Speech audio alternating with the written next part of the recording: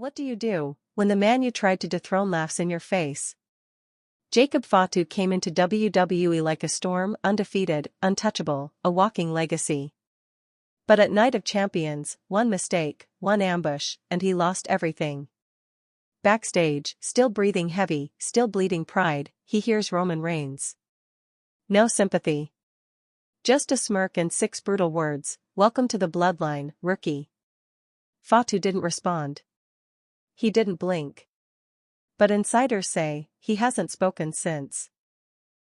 Hit follow, because the quiet ones always strike back. It wasn't supposed to end like this. Jacob Fatu didn't walk into Night of Champions like a challenger, he walked in like a conqueror. He carried the weight of a bloodline, the fury of a legacy, and the promise of a future. For months, he'd steamrolled every opponent WWE had dared to put in his path.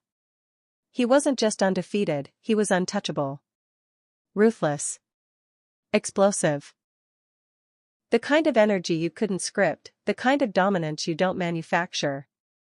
He didn't earn the spotlight, he tore it from the ceiling. But wrestling doesn't care about hype. It doesn't care about potential. And legacy? That's just a target painted on your back. On that night, under the bright lights and roaring fans, Jacob Fatu made one mistake.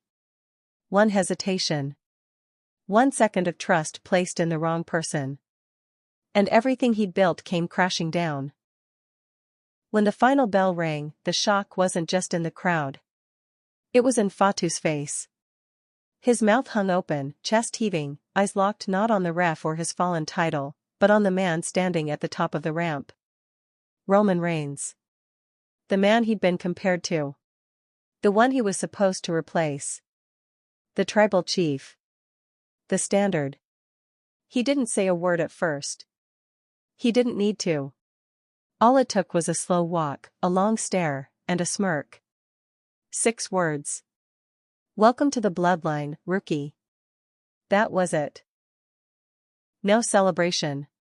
No handshake. No recognition. Just humiliation, delivered with the smooth cruelty of a man who's done it before, and will do it again. For those who've been following the saga of the Bloodline, none of this feels random. Betrayal isn't a twist, it's a tradition. Whether it was Jey Uso catching a Superman punch after years of loyalty or Sami Zayn getting blindsided after months of comedy and camaraderie, Roman Reigns has made a career out of cutting off hands that reach for the crown. But this was different. Jacob Fatu wasn't an outsider looking in. He wasn't a clown or a pawn. He was family. Not just by blood, but by battle. A man who'd earned his seat at the table with violence and dominance. If anyone had a shot at dethroning Roman's kingdom, it was him. So what did Roman do? He made sure that seat had a trapdoor. He let Fatu believe he was ascending. Gave him space to build momentum. Sat back as fans began whispering, "This is the one." And then, when it mattered most, he turned his back, and let Solo Sikoa slam the door shut. The psychology is brilliant, if not brutal. Because Roman didn't just rob Fatu of a title. He robbed him of silence. While the arena exploded over Solo Sikoa's shocking win, while announcers scrambled for words and fans flooded social media with disbelief, Jacob Fatu disappeared. Literally. No post-match promo. No walk of shame. No backstage interview. But those who were there, production crew, security staff, and a few unlucky rookies, told the same story. He was breathing heavy. Not from the match, but from fury. Pride bleeding out with every heartbeat. He turned a corner, and there was Roman. Not in gear. Not in war mode. Just standing there like he'd been waiting. And then he said it. That smirk. Those words. "Welcome to the Bloodline, rookie." Insiders say Fatu didn't even blink. Didn't flinch. Just stared. And hasn't said a word since. If you followed Jacob Fatu's career, you know something's off. He's not the silent type. He's the rip the mic out your hand type. The kind who roars into the camera and dares you to stop him. His promos are firestorms. His interviews, raw nerve. But since Night of Champions? Radio silence. No tweets. No live appearances. No backstage leaks. Even his closest trainers say he's locked in a place we haven't seen before. Now here's the thing. In pro wrestling, silence isn't absence. It's pressure building. And if history's taught us anything, it's this: the quiet ones always strike back. This isn't just a match breakdown. This isn't just another chapter in the Bloodline saga. This is a war story. One about humiliation, pride, and psychological warfare at the highest level of sports entertainment. We're going deep into how Solo Sikoa's win wasn't an accident, it was a surgical strike. Why Roman Reigns is playing chess with his own family. What Jacob Fatu's silence really means, and why it might be the scariest part of all. And where this is all heading. WrestleMania, betrayal, redemption, or destruction? You'll get insider insights, real backstage reactions, timeline clues, fan theories, and character breakdowns. And we're not pulling any punches. Because this isn't just storytelling. This is warfare. Samoan style. By the time this video ends, you'll understand why Roman Reigns smirked that night. Why Fatu didn't swing on him right then and there. And why that silence will echo all the way to the next pay-per-view, and possibly explode. We're going to show you the moves behind the moves. The trap behind the title match. And why one moment backstage might have just shifted the balance of power in WWE forever. This isn't fiction. This isn't rumor. This is what happens when legacy, pride, and betrayal collide in real time. Welcome to the war for the soul of the Bloodline. There were fireworks, flames, and all the noise the arena could handle, but nothing burned hotter than the silence right before Jacob Fatu walked through the curtain. He didn't come out dancing. No theatrics. No oversized pyro. Just presence. Fatu stood at the top of the ramp like a wrecking ball ready to swing. The crowd split down the middle, some roaring with admiration, others unsure whether to cheer or brace for violence. His eyes locked on the ring, ignoring the massive LED displays flashing his name in blood red. He wasn't looking for attention. He was looking for war. Across from him stood Solo Sikoa. Cold. Stoic. Already inside the ropes, hoodie half-zipped, fists clenched. No belt around his waist, but every inch of his body screamed hunger. This wasn't about defending a title. This was about seizing power. Something in his eyes said he wasn't just fighting Fatu, he was fighting for something bigger. The energy in the arena wasn't just tense. It was dangerous. 2 men. 1 name. 1 legacy. This wasn't just a match. It was a statement. The bell rang, and from the first lock-up, you could feel it, they weren't here to entertain. They were here to destroy. Fatu came in fast. Striking early with a brutal headbutt that sent Solo stumbling into the ropes. No build-up, no feeling-out process. Just a sprint into chaos. He followed with a running hip attack in the corner, channeling his uncles with every ounce of force. The crowd exploded. The pace was lightning. Solo responded with thunder. A spinning back elbow from out of nowhere, then a Samoan drop that shook the ring. Fatu rolled to the outside, not from strategy, but survival. This is where things started to shift. Solo didn't follow. He didn't play into the trap. He waited. And that patience sent a message: he wasn't the younger brother anymore. He wasn't Roman's enforcer. He was calculated now. Patient. The kind of fighter who can smell hesitation and punish it with precision. Fatu re-entered, slower. More controlled. He nodded, maybe out of respect. Maybe out of realization that this wasn't going to be the match he thought it was. They locked up again, but this time it was slower. Meaner. A war of inches. A game of leverage. This was when the match started to transform. No longer a sprint. Now a chess match. Every move felt heavier. Every slam landed with finality. Crowd reactions morphed from wild chants to sharp gasps. They knew something bigger than a winner was at stake. This was the moment the power structure in WWE could shift. At the 10-minute mark, Fatu took control. He exploded with a spinning runnage that folded Solo in half. Then a running moonsault off the middle rope, something that had flattened dozens of opponents in the past. This was the moment Fatu had built his reputation on. The crowd smelled the finish. He didn't go for the pin. Instead, he stood over Solo, talking. Not yelling. Not barking. Talking. We couldn't hear what he said. But he wasn't speaking to Sikoa. He was speaking to the Bloodline. To Roman. To the camera. Then he lifted Solo by the neck. That's when the match snapped. Solo, out of nowhere, jabbed 2 fingers into Fatu's throat, a classic Samoan spike fake-out. Fatu staggered. And from under the ring, chaos entered. 2 hooded figures. Security tried to intervene, but they were too fast, too surgical. One grabbed the ref. The other slid a chair into Solo's hands. Fatu recovered just in time to see the swing, and caught the chair midair. Pop from the crowd. But the distraction had worked. Solo launched himself into the ropes and hit a devastating Samoan spike to the throat, followed by a spinning heel kick to the temple. Fatu went down hard. The ref was back in, confused but counting.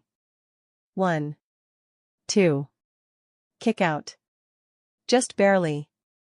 Fatu's chest heaved. Blood now leaking from the corner of his mouth. He looked up, not at Solo, but at the entrance ramp. That's when the camera cut. Roman Reigns. Standing still. Arms crossed. Watching. He didn't blink. He didn't speak. But his presence was the blade in the match. Fatu locked eyes for a fraction of a second, just long enough to open the door. Solo hit the second spike. Then the third. Fatu dropped like a building collapsing. Cover. 1. 2. 3. It was over. And the arena didn't cheer. They didn't boo. They just reacted, with disbelief. Solo Sikoa stood. Breathing hard. Sweat dripping. No smile. No showmanship. Just eyes burning with focus. Then he looked to the ramp. Roman nodded once. Not approval. Not praise. Permission. Then walked away. Solo didn't celebrate. He didn't raise the chair. He didn't taunt. He simply left the ring. And Jacob Fatu? He didn't move. Trainers came. Refs checked him. But he refused the stretcher. Pushed them away. Stood up on his own, slow, shaking. And walked. Straight backstage. No glance at the crowd. No words to the camera. Just a beaten giant, walking through the dark. The match was over. But the story? It had just begun. Because behind the curtain, beyond the lights, Roman Reigns was waiting. And he wasn't waiting to offer condolences. He was waiting to remind Jacob Fatu of something very simple. This was never about him. This was never his story. This was a family. A kingdom. And there's only one throne. Fatu may have been the next big thing. But at Night of Champions, he wasn't a rising star. He was a lesson. And the Bloodline? They were the teachers. The cameras cut, the lights dimmed, and the broadcast team wrapped up their stunned reactions with half-formed thoughts. But backstage, the real moment, the one people would be whispering about for months, was just about to unfold. Jacob Fatu didn't storm to the back in a rage. He didn't trash catering or knock over road cases like some unhinged rookie. No. He walked slowly. Deliberately. Every step a struggle. every breath tight in his chest. The fight was over, but the adrenaline hadn't worn off, neither had the disbelief. He walked past Gorilla, ignoring the producers. Past the EMTs. Past the talent waiting to go over tomorrow's Raw segment. Everyone watched him like they'd seen a ghost. He didn't make eye contact. Didn't acknowledge anyone. But someone was waiting. Roman Reigns. Leaning against a concrete column in the far right corner of the hallway. Black hoodie. White sneakers. Calm expression. No emotion in his posture. No urgency in his voice. He waited until Fatu got close enough. Then he stepped forward.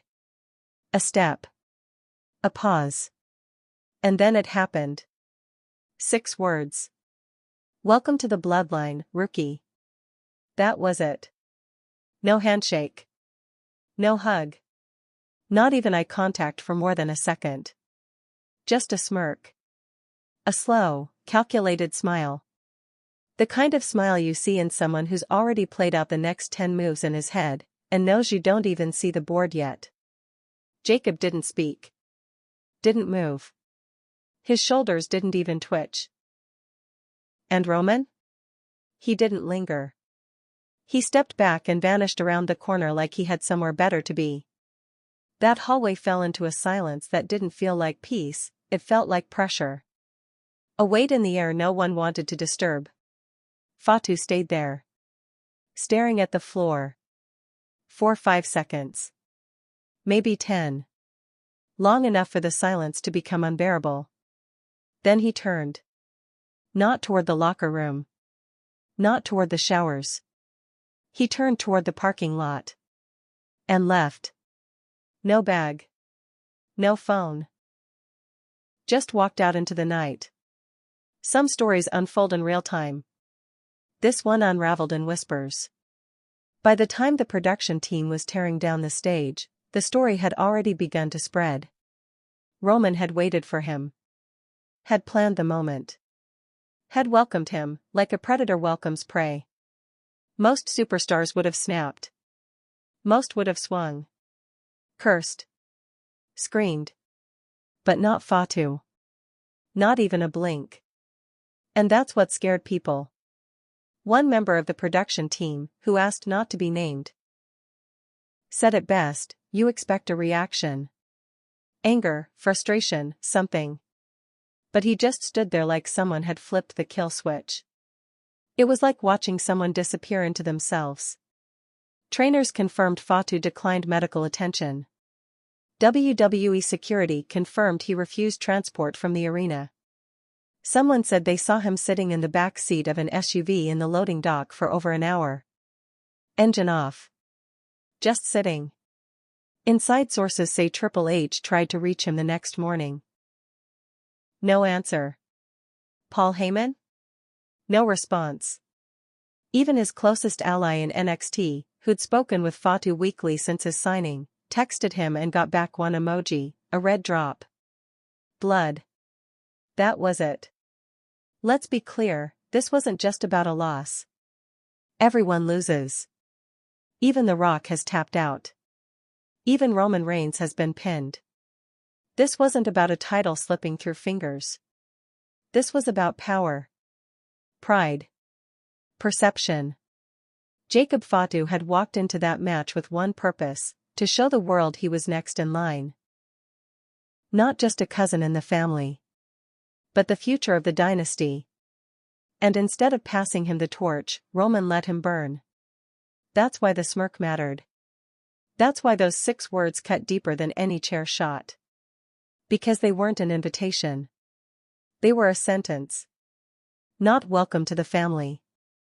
Not welcome to greatness. But welcome to the Bloodline, rookie.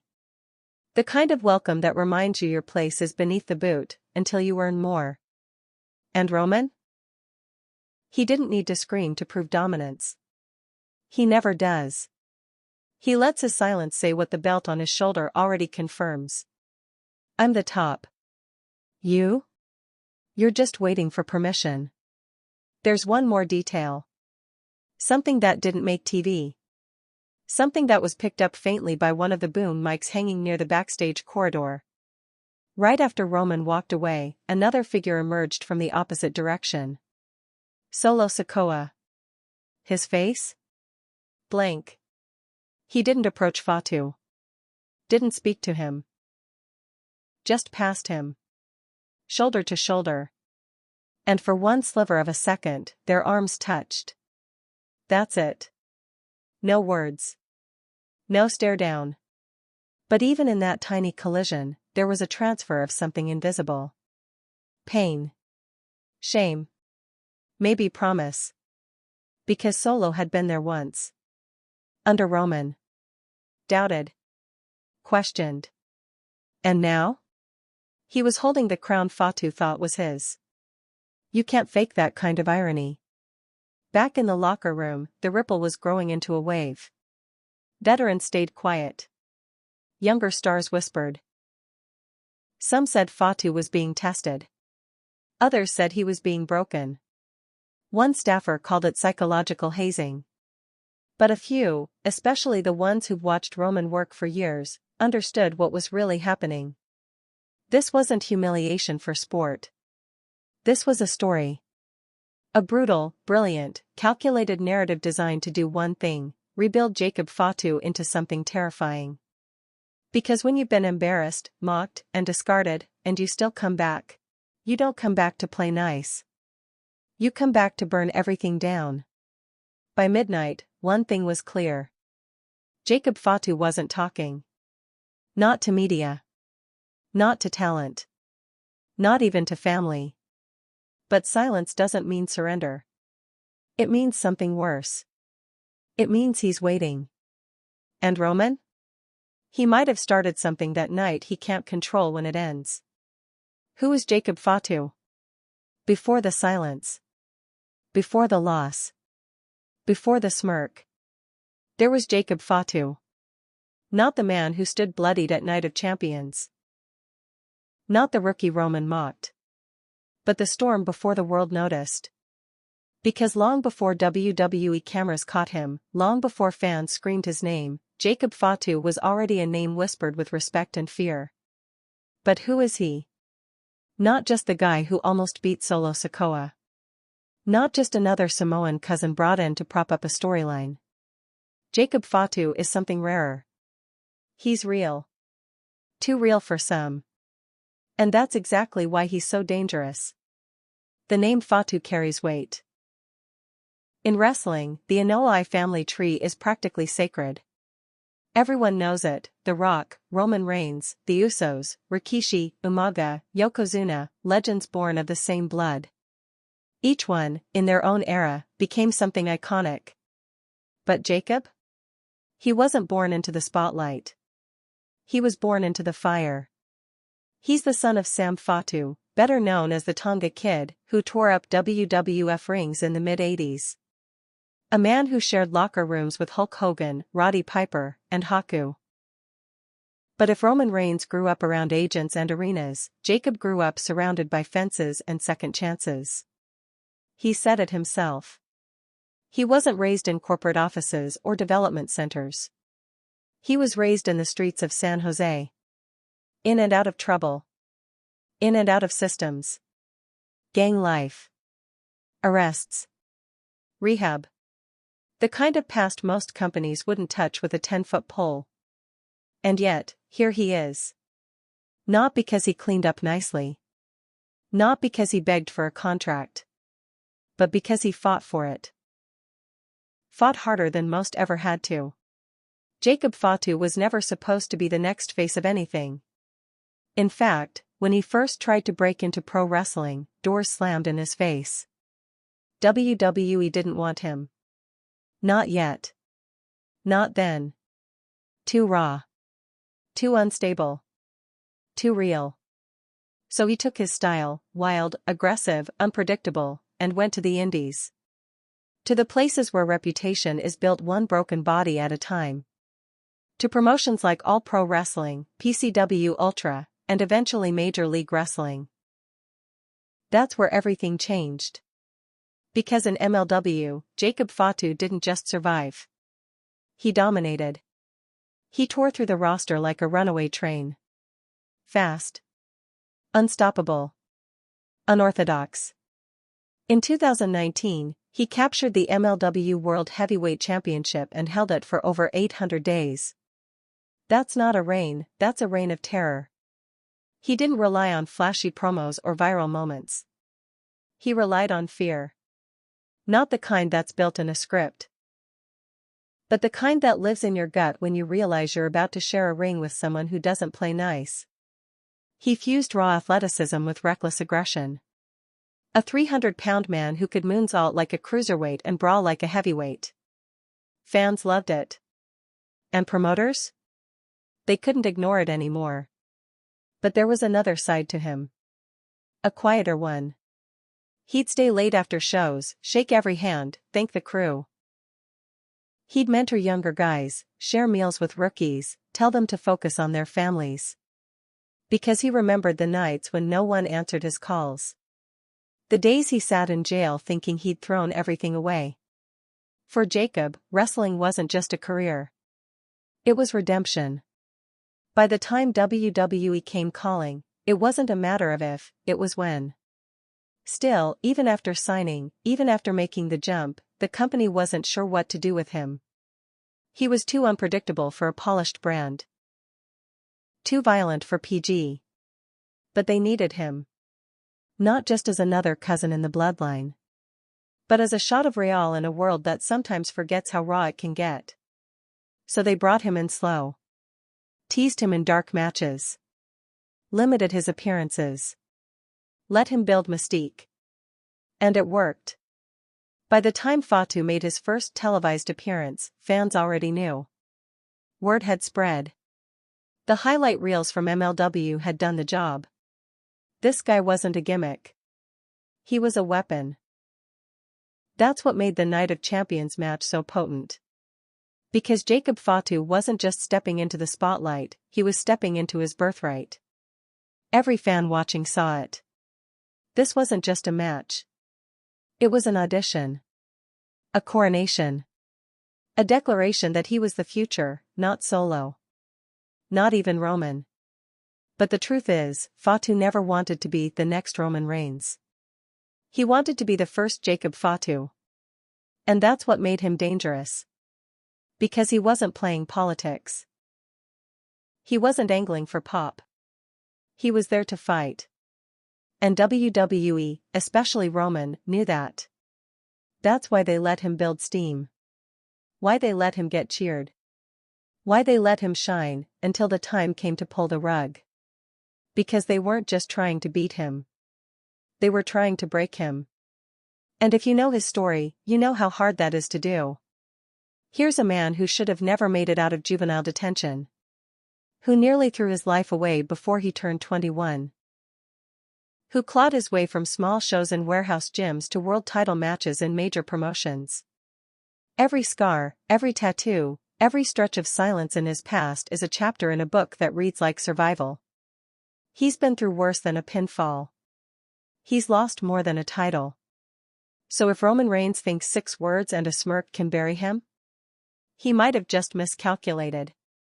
Because Jacob Fatu doesn't stay down. He doesn't sit quietly in the corner. He reloads. He waits. And when the time is right, he explodes. The most dangerous men in wrestling aren't the ones who scream the loudest. They're the ones who've been silenced, and are planning what to do with the mic once it's handed back to them. Jacob Fatu is planning. He's remembering every cheer. Every doubt. Every whispered comparison to his cousins. And most importantly, every second of that loss. Because one day soon, that silence will break. And when it does, it won't be with words. It'll be with wreckage. There was a time when Roman Reigns was the chosen one. The clean-cut, well-spoken face of WWE.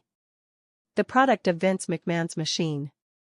A man gifted the main event before he ever earned the mic. But that Roman is gone. Buried. What stands in his place now is something else entirely. Something colder. Smarter. More dangerous. A tribal chief. A manipulator. A tactician. Someone who doesn't just win matches, he rearranges careers. And the real question, the one that hovers behind every storyline and every promo, is Roman Reigns a kingmaker? Or a career killer? Ask Jey Uso. Ask Sami Zayn. Ask Kevin Owens. Now? Ask Jacob Fatu. Roman Reigns' dominance isn't just physical, it's systemic. He doesn't lead through inspiration. He leads through intimidation. Through control. Through the illusion of opportunity. He doesn't hand out power. He loans it. And when he's ready, he takes it back with interest. His rise as the tribal chief wasn't about evolution, it was about correction. A reclamation of respect he believed the fans, the industry, and even his own bloodline failed to give him when he needed it most. So he built something they couldn't ignore. The Bloodline. Not just a faction, but a fortress. A monarchy disguised as a family. And everyone who enters must kneel, or be crushed. Let's go back. Jey Uso was the first test subject. Back in 2020, the WWE Universe watched in awe as Jey, who had spent his career in the tag team shadows, was given a title shot against Roman. What followed wasn't a match. It was an emotional dissection. Roman didn't just beat Jey in the ring, he broke him as a man. He made him cry. He forced him to acknowledge him. And then? He made him his right-hand man. But it didn't last. Jey rebelled. Fought back. Left the bloodline. And got stomped out again. That's the pattern. Build. Break. Bury. Then came Jimmy. Then Solo. Then Sami. Each one brought in with open arms, only to be turned into cautionary tales. Because Roman doesn't create stars, he sets traps. He takes raw potential, adds spotlight, and watches what burns. Some rise. Most crumble. Because the closer you stand to Roman, the hotter the fire gets. But what makes Roman truly terrifying isn't the physical punishment he dishes out. It's the psychological warfare. He doesn't yell. He doesn't beg. He waits. And then he speaks in code. One phrase. One look. One shoulder squeeze. He doesn't need to scream to send a message. His presence alone does the talking. He understands hierarchy better than anyone in the business. You're either his soldier, his pawn, or his threat. And if you're a threat, he deals with you early. Quietly. Efficiently. Jacob Fatu walked in thinking he was family. Blood. But Roman doesn't see blood. He sees leverage. If you're useful, he puts you on screen. If you're dangerous, he smirks while you self-destruct. That's exactly what he did at Night of Champions. He let Jacob walk into that ring with the crowd on his side. He let the momentum build. Let the narrative brew, Fatu is the future. And then? He watched it collapse from the shadows. He let Solo do the dirty work. He waited behind the curtain. And delivered 6 words. Welcome to the Bloodline, rookie. A line soaked in poison. That wasn't a welcome. It was a dismissal. A reminder that power is rented, and Roman collects. He used the word rookie like a knife. A deliberate stripping of status. No matter how long Jacob has been wrestling, no matter what he's done in MLW or the Indies, none of it matters in Roman's world. In Roman's world, there's only one name that matters, his. Everyone else is temporary. Replaceable. Expendable. But Roman doesn't just destroy people to protect his crown. He does it to keep the machine running. He understands that WWE isn't just wrestling, it's theater, politics, and warfare. So he plays long.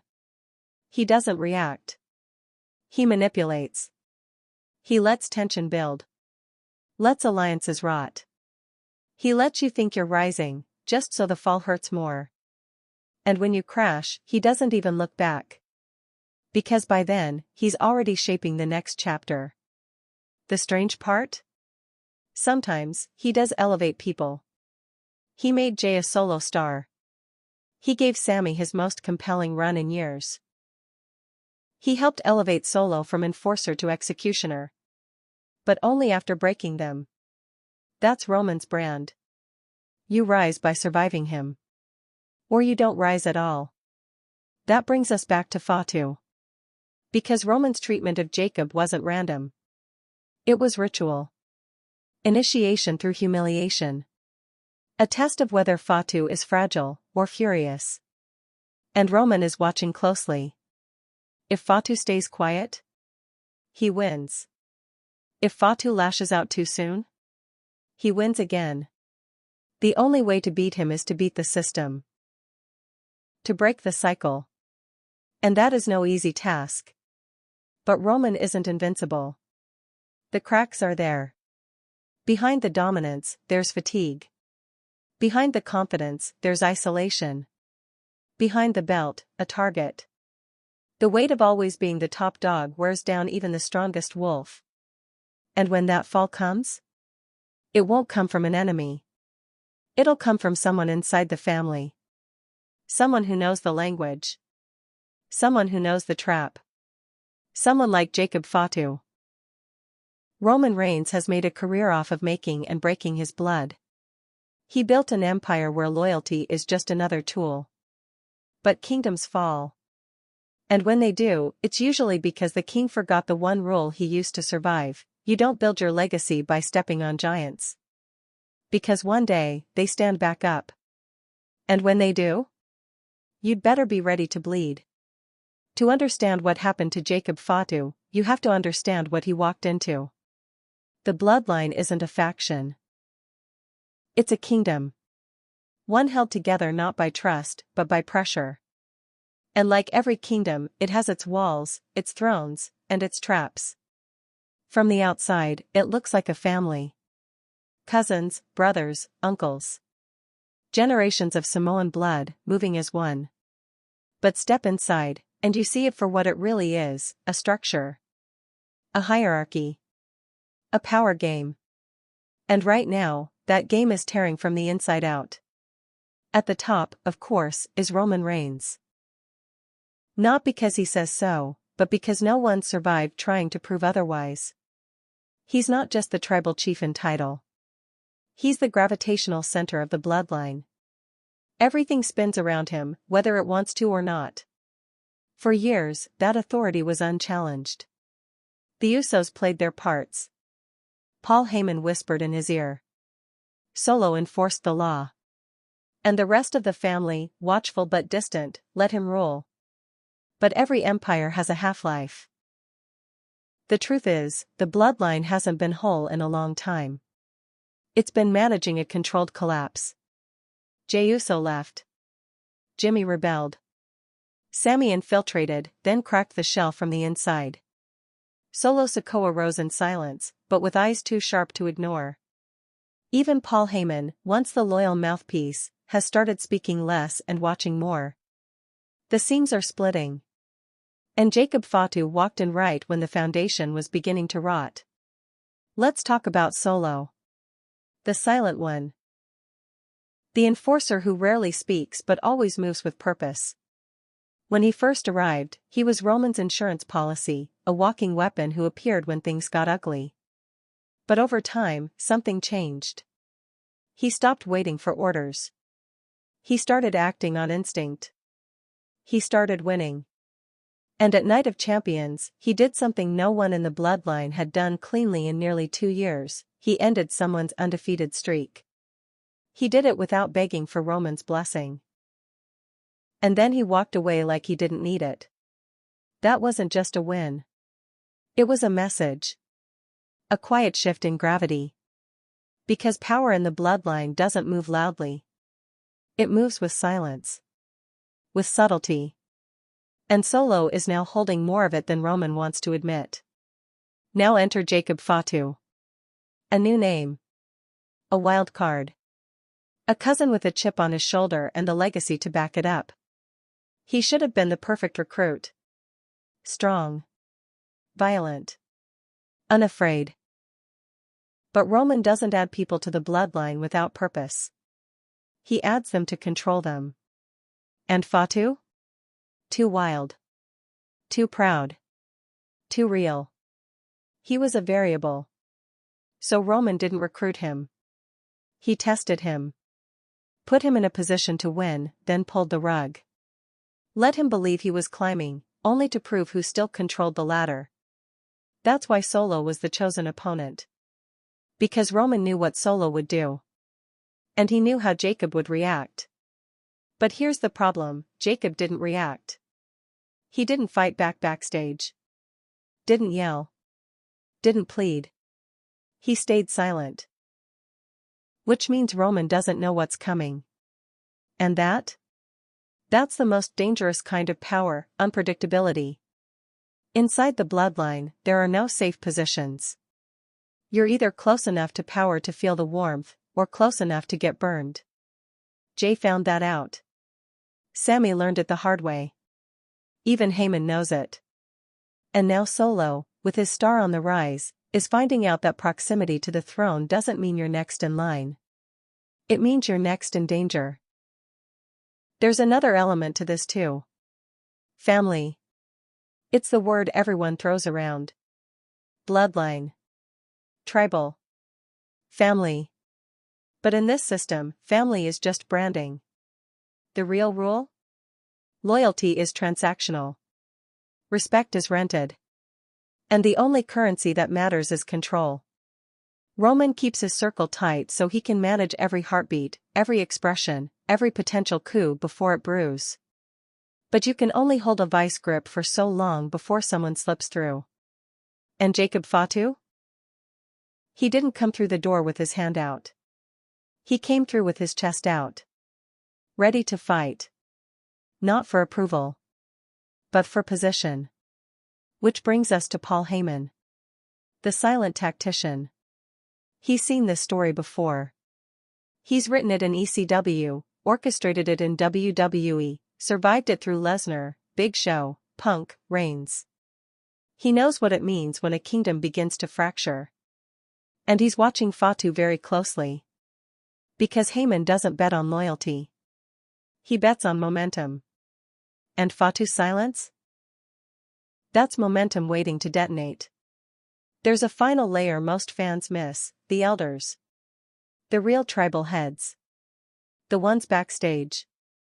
Off camera. Watching. Protecting the name. They don't care about belts. They care about legacy. And Jacob Fatu is a product of that legacy. He's not just another cousin. He's the son of Sam Fatu. The nephew of Rikishi. The shadow of Umaga. He carries weight that Roman can't erase with a mic drop or a pinfall. And if the elders decide that Roman's time has passed, the shift won't come with a storyline. It'll come with a phone call. A decision. A quiet meeting that ends with new marching orders. And Jacob might be the blade they choose to swing. So what does this mean? It means that the bloodline isn't a family anymore. It's a battlefield. It's a chessboard where every piece thinks it's the king. And Fatu? He's not a pawn. He's not even a knight. He's the chaos Roman didn't see coming. And that makes him more dangerous than any betrayal Roman has ever faced. Because when the system is this fragile, all it takes is one strike in the right place to bring it down. And Jacob Fatu is aiming. He doesn't talk much. He doesn't need to. In a company built on loud voices, signature catchphrases, and pyrotechnic entrances, Solo Sikoa has carved out his place by doing the one thing that still terrifies people in pro wrestling. He lets his silence do the talking. While the rest of the bloodline has shouted, postured, and politicized their way into power, Solo has remained still. Calculating. Efficient. And yet, somehow, he keeps ending up at the center of the storm. That's not an accident. That's strategy. Because Solo Sikoa was never just the enforcer. He was the silent weapon. And now? He might be the one holding the trigger. Let's go back to his beginning. When Solo first appeared on WWE's main stage in 2022, fans didn't know what to expect. Was he another hype project? Another cousin thrown into the bloodline to extend Roman's reign? Or was there something else brewing? It didn't take long to find out. From his first match, Solo wasn't flashy. He didn't need to be. Everything about him felt different. His style was slower, heavier. Every move had weight. Every punch looked like it came with intent. He didn't perform. He punished. There was no wasted motion. No crowd pandering. Just presence. And then the losses stopped. Because once Solo found his rhythm, there wasn't anyone who could touch him without bleeding for it. Unlike Roman, who leads with mind games and charisma, or the Usos, who thrive on chaos and teamwork, Solo's dominance is built on cold execution. He hits hard. He hits fast. And he doesn't talk about it afterward. That silence has made him unpredictable. Unreadable. People don't know what he's thinking. They don't know what he wants. But they know one thing. He's always there when Roman needs him. Until he isn't. That's what made Night of Champions so important. This wasn't just another enforcer gig. This was Solo stepping out from behind Roman's shadow and into Jacob Fatu's path.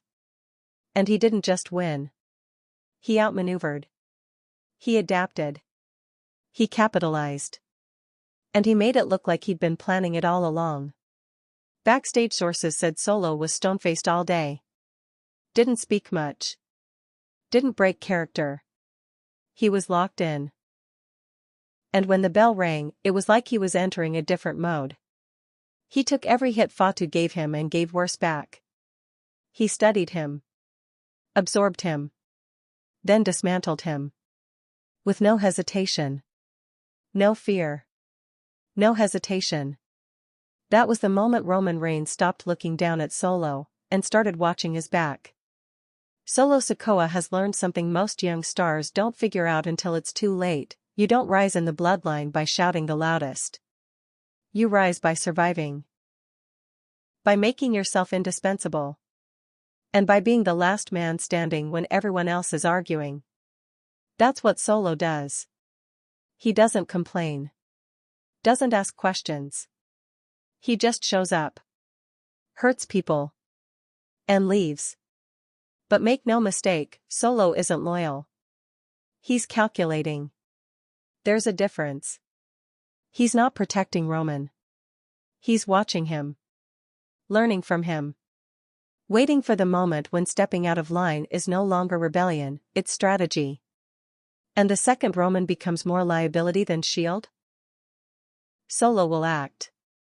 And no one will see it coming. Because by then, it won't be about family. It'll be about power. And Solo doesn't play second forever. There's something else happening too. Solo is gaining allies. Quietly. Strategically. While Roman is isolating himself and pushing away the ones who loved him, Jay, Jimmy, even Sammy, Solo is staying silent and letting the chaos clear the board. He doesn't need to win the war with promos. He just needs to be standing when it's over. And right now? He's the only one who hasn't cracked. The only one who hasn't questioned Roman in public. The only one who hasn't lost a step. That makes him the most powerful figure in the bloodline not named Reigns. And it makes him the most dangerous to Roman. So what does Solo want? No one knows. And that's the most unsettling part. Because the bloodline has always operated on clear motivations. Roman wants to rule. The Usos wanted respect. Sammy wanted acceptance. But Solo? He doesn't tell us. He just moves. And with every movement, he gets closer to the center. To the top. To the crown. The victory over Fatu wasn't just a win. It was a transfer of momentum. A moment where the new generation showed that brute strength wasn't enough. You had to think. You had to wait. You had to strike with surgical precision. And Solo did. Now the question is, was it Roman's plan? Or Solo's execution? Because if it was Roman's plan, then he's still in control. But if it was Solo's? Then Roman just handed his empire to someone who's younger, hungrier, and twice as cold. The bloodline has always been a family ruled by fear. But fear is a currency. And Solo is becoming very rich. No one wants to cross him. No one wants to call him out. Not even Roman. Because when you look into Solo Sikoa's eyes, you don't see rebellion. You see calculation. And when that calculation is complete, the person in his way won't have time to respond. After the match, after the humiliation, after the smirk, there were no fireworks. No tweet. No promo. No angry backstage brawl. Jacob Fatu simply vanished. And in a business built on noise, on volume, on immediacy, that silence screamed louder than anything he could have said. In the days following Night of Champions, WWE fans waited for a response. Something. Anything. They scanned Fatu's socials, watched backstage interviews, looked for leaks from insiders. But nothing came. The silence wasn't an oversight. It was deliberate. And that makes it dangerous. Because silence in wrestling doesn't mean absence. It means calculation.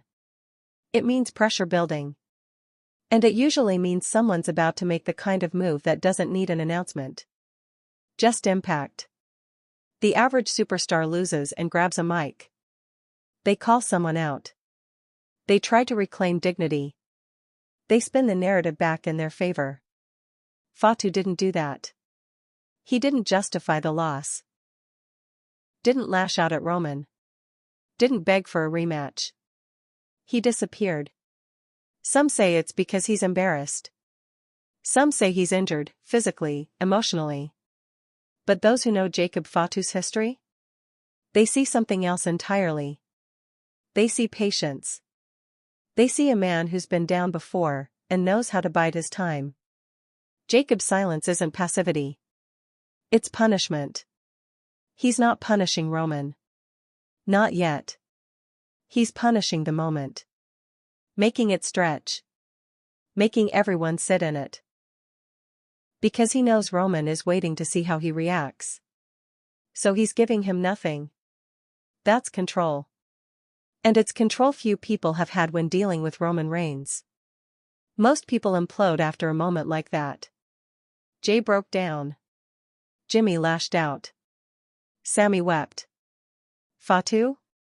He shut it all off. And that alone is proof that he's not done. He's just warming up. Sources within WWE say producers reached out multiple times the following week. Fatu declined to appear on Raw. Declined to cut a backstage segment for YouTube. Refused a post-match interview that had already been outlined.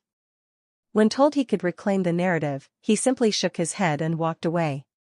He's reportedly been training privately. No trainers. No sparring partners. Just him and a private ring in a warehouse gym in Orlando. No cameras. No content. Just silence. And that silence is becoming its own kind of message. We've seen this kind of quiet before. When Randy Orton lost to Edge at WrestleMania, he didn't tweet for weeks. Then he came back colder than ever. When Dean Ambrose left WWE, he didn't issue a statement. Then he showed up in AEW with blood on his hands. And in the rarest cases, when a superstar truly goes silent, it means they're building something bigger than a promo. They're preparing for war. That's what Fatu is doing. He's not reacting emotionally. He's letting the world turn while he reloads. And when he reappears, it won't be with a mic. It'll be with intent.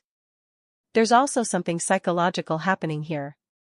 Jacob Fatu's entire life has been loud. He grew up in a house where being quiet meant being forgotten. In gangs, silence got you labeled weak. In the indies, silence meant irrelevance. But now, in WWE, he's weaponizing it. He's controlling his narrative not by shouting, but by starving the audience of what they expect. And that kind of discipline is rare. It means he's not just fighting for his place. He's playing for something bigger. Possibly revenge. Possibly a coup. Internally, WWE is reportedly split. Some producers want Fatu to cut a backstage promo, framing the loss as a learning moment.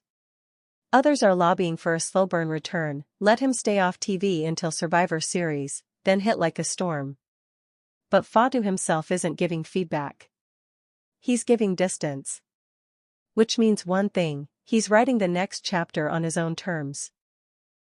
And that's how revolutions start. Even the fans feel it. On social media, the silence has turned into myth. Twitter threads dissect every clip of Fatu from the match, looking for clues. Reddit is filled with speculation about when, and how, he'll return. Some say he'll interfere in a Roman promo. Others believe he'll resurface on NXT and start from scratch, fueled by fury. But there's one theory that's getting louder, he's waiting for Roman to fall. Then he'll strike. Not from anger. From strategy. Because unlike the rest of the Bloodline, Fatu doesn't need to be loved. He just needs to be remembered. There's a line Jacob Fatu said once in an old MLW interview, barely seen by the mainstream, but remembered by those who followed him from the start. When I go quiet, that's when you should run. That line wasn't a gimmick. It was a warning. And right now, the quiet has returned. Which means the running may need to start soon. It didn't take long. Minutes after Solo Sikoa pinned Jacob Fatu at Night of Champions, the WWE Universe ignited. Not just in the arena. Not just on commentary. But everywhere. The moment became digital wildfire, hashtags, reaction videos, think pieces, memes, outrage, debates, and conspiracies. Within an hour, the match was trending in multiple countries. By the end of the night, it was the most talked about moment in all of wrestling, and not for the reasons WWE usually hopes for. Because fans didn't see this coming.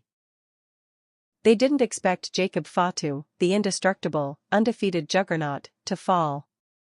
And they definitely didn't expect him to fall without a fight backstage. What they got instead was confusion, shock, and a flood of emotion that threatened to break the internet. Hashtag welcome to the Bloodline trended first. Then hashtag solo over Fatu. Then hashtag Roman did this. By morning, hashtag where is Fatu?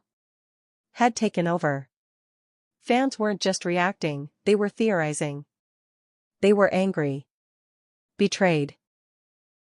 Some were even grieving the loss of what they thought was the rise of a new top guy. On YouTube, fan reaction channels saw a 300% spike in engagement within the first 48 hours. Most had titles like, WWE just buried Jacob Fatu? Roman Reigns is playing everyone, this changes everything. TikTok clips exploded across For You pages worldwide. The chair shot. The second Samoan spike. Roman smirk. They were clipped, slowed down, meme-ified, and reshared with every kind of music overlay. From dramatic cinematic scores to WWE's own Bloodline theme. People weren't watching anymore. They were feeling it. And that's what made the moment iconic. It wasn't just a plot twist, it was a betrayal of belief. Two major camps quickly formed. Team Fatu versus Team Solo. The Fatu camp believed WWE wasted a once-in-a-decade talent. That his mystique was shattered too soon. That he should have beaten Solo clean and launched into a major feud with Roman for SummerSlam. They pointed to his MLW legacy, his popularity with hardcore fans, his unmatched physicality. They called it a business failure, a creative disaster, a cowardly bait-and-switch. But then there was the other side. Team Solo. They said this wasn't a burial, it was a setup. That Fatu was being slow-cooked for a bigger payoff. That Solo was proving he wasn't just Roman's muscle anymore. That this was the natural next step in his rise, and Fatu was just the unfortunate casualty. Both sides argued passionately. And both had receipts. Wrestling Twitter was divided, but active. Accounts with 10 followers debated creators with hundreds of thousands. Some said this was long-term storytelling genius.